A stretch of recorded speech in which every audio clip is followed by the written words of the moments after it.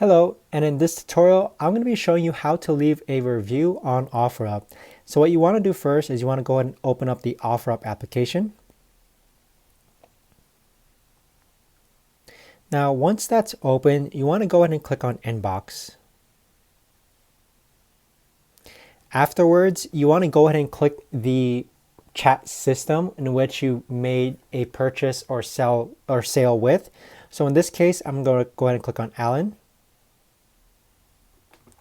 Afterwards, what you want to do is click on the actual product image on the upper right hand corner. Now, once you see this product image, you can actually click on Manage this item and then click on Mark Sold. Click on Mark Sold again.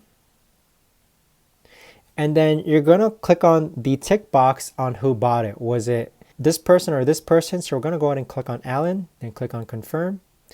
And now this is actually how you leave a review. So with that, you want to go ahead and leave a 5-star review. You can say that he was reliable, on time, communicative, and friendly, and then click on Submit Rating.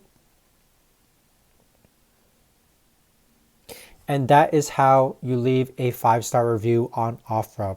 If you have any comments, questions, or concerns, please leave them down below.